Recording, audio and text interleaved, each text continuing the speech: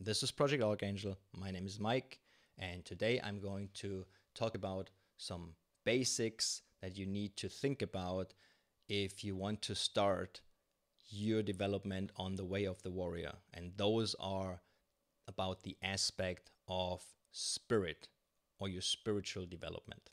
I will explain my three categories, which are philosophy, physics, and communication, and why these are important for warriors to develop.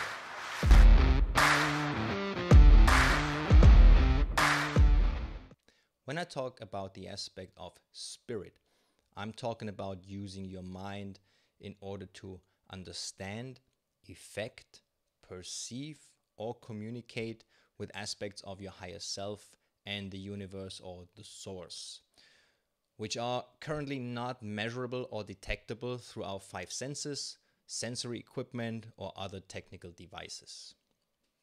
Now, that also means that they could be perceivable through other senses, for example, your sixth sense. Now, the sixth sense is what some people call intuition or a gut feeling. You could explain it in a way that it's your subconscious trying to tell you something. Now, your consciousness can only take up so much information and process that information in a certain time frame. And your subconscious, on the other hand, has access to all your experiences that your mind ever recorded. Which means that, for example, in a dangerous situation, you could pick up that there is some sort of danger, but your conscious mind couldn't explain why until much later. Okay, so a lot of times you get a gut feeling that something is wrong and that you shouldn't go maybe in a certain alley, but you don't really know why. But then in hindsight, once you process everything, then your mind will pick up those little details as well. So for example, that things were a little different. Maybe there was a person standing there that you didn't know. That person looked suspicious in hindsight, but you didn't know why, because maybe the person had the hands in the pockets, or he was wearing an unusually heavy jacket for the temperature, so he might have been hiding something, stuff of that nature. I've separated the teachings that fall under the aspect of spirit into three categories. But since this is a holistic system, those are of course not truly separate categories, just as body, mind, and spirit are constantly interacting with each other. So always remember that these categories are just artificial and are only to better understand the basics. So the first category is philosophy. With philosophy, I mean the process of trying to figure out your place in the universe, the purpose of life in general, and your life's purpose in particular. There are some perennial questions, so questions that mankind has always asked. And those are, why am I here, and what happens after I die? Your answers to those questions will be part of your guideline on how to live your life, whether you are consciously aware of it or not. It doesn't matter whether you actively took the time to think about those questions and are aware of the answers that you came up with, or if either because you didn't like the answers that you might come up with, or just because you've been too busy to actually spend any time on it, your subconscious will know what decisions you made. And those decisions will, through your subconscious, affect what you're doing and how you live your life. Again, that might just come up as feelings. So you feel that something is right or wrong because of your subconscious trying to talk to you. The language of the subconscious is emotions. So you feel something. You can't put the finger on why you feel that or what that feeling means, but you feel emotions like especially fear, anxiety. You get sort of maybe a small adrenaline dump. So like your stomach cramps up, you have a butterfly feeling, you start sweating, your fingers get cold, all reflexive actions of an hormonal discharge that is tied to an emotional state. Again, whether you can interpret those emotions and why you're feeling them, that's a different question. Then we come to the question, is there a universal consciousness? And that then leads into the question of creation. So is the creation of the universe due to just coincidence and chances, atoms hitting each other and forming molecules, and those eventually form life and intelligence? Or is creation due to some sort of intelligent design? Now, that does not have to be a god or something of that magnitude. It could simply be an underlying pattern or a blueprint, if you will, that is responsible for all the forms and shapes that you see in your everyday life, in the creatures and the plants and so on. Now, the question of creation leads us right into the second category, which is physics. Okay, so now we're getting into the science. And you can try to determine scientifically whether creation is due to some sort of an intelligent design or just coincidence. You can mathematically calculate how big the chances are that our universe actually was created by chance. And as far as I have read, that chance is basically zero. Cosmometry, which is a newer, more scientific term for what is more commonly known as sacred geometry, is a science that suggests an underlying blueprint. Cosmometry is the study of the fundamental patterns, structures, processes, and systems that are inherent in manifestation at all scales within the cosmos. You may want to look into the work of David Bohm and Nassim Haramein's theory of a fractal holographic universe, if you're interested in that subject. And one of the more important points is that matter or mass, energy, and information are three ways of describing one phenomenon: electromagnetic wave interaction originating at the Planck scale. So it's about electromagnetic waves forming patterns. So for me, if I look at the big picture, there is a source or a great spirit, a creative force, whatever you want to call it. But the images, symbols, and so on that you use to give that force a shape, and that you use to make this understandable to you, they are determined by your cultural upbringing. So there will be a vast difference of someone who is brought up very religiously versus someone who is brought up in a very scientific household.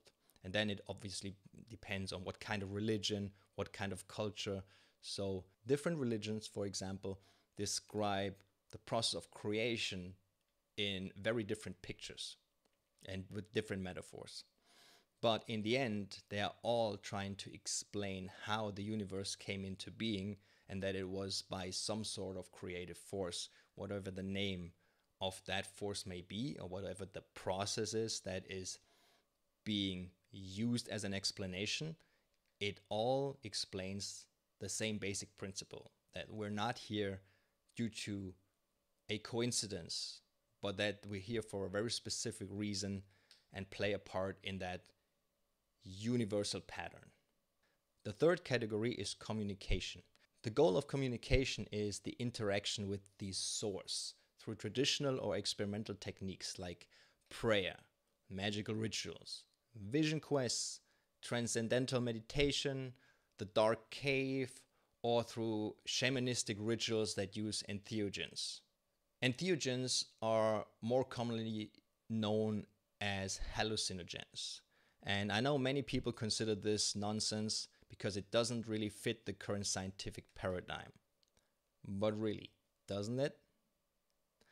Let's think for a minute about how a radio works. Radio waves are everywhere these days, but fortunately we cannot hear them. However, a radio, if it is tuned to receive the correct frequency, can register those radio waves that are in the atmosphere and transform them into sound waves that our ear can pick up. If you change the channel, you will be able to listen to all the different radio programs. Now, the information is already around you, but unless the receiver, and in that example, that would be you, is tuned into the correct channel, it will be impossible to perceive it. So, with that in mind, our so-called religious experience that may be due to either entheogens or hallucinogens, or one of the other techniques that I mentioned before, are those simply hallucinations, meaning you see things that are not real, or are those things that are actually always around you, but you're not able to experience them unless you get into a specific state, either by meditation or by taking certain chemical compounds. So shamanistic traditions are thousands of years old. So for the longest time, humans have tried to communicate with the gods, or to see things that you can't normally see and communicate with it, in order to better understand the questions of the universe. Why are they here? What happens after death? How are they supposed to live their life? One example of a procedure that was developed is ayahuasca, which is getting pretty popular these days. And it's a mix of different plants that will enable you to see things. Let me just put it like that. Are certain techniques enabling you to lift the veil and get a glimpse of what is really out there. Some of the other techniques work by, for example, blocking all external sensory stimuli to perceive your inner self, if you want to call it that. So it's always a question whether when you experience certain states, are those just things within yourself, or are those things outside of yourself? And there we get to the difference between religion and spirituality. Now, religion is an organizational framework of a belief system, usually in order to control the group of believers. There are set rules, there's dogma, so things that cannot be questioned, and there is the big difference to spirituality. Now, spirituality means that there is free thought, there are individual paths. That means not everybody's path is going to be the same. Just like I always say, I can tell you what worked for me and how it worked. I can't say that the same thing will work for you in the same way. Not that it's the best way for you. You may have better results with a completely different approach, and definitely not that my way is the only way. Most spiritual teachers agree that the key to enlightenment is within you. It's not due to something that will be delivered by an outside source. Spirituality has a lot to do with exploration.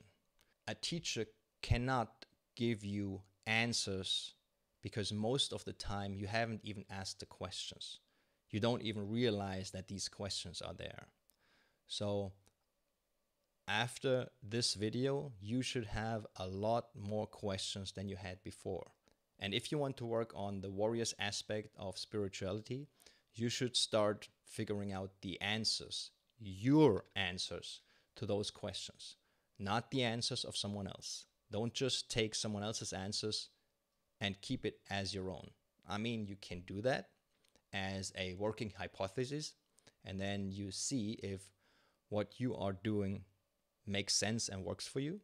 And this is just the way how you develop a more accurate view of the world. So I hope you enjoyed that video and it made a little bit of sense, and that you definitely have more questions now than you had before, because only then this video did its job. I hope you're a little bit excited about the possibility of what could be out there and how to get a glimpse at it. And I guess I'll see you in the next video. Take care, guys.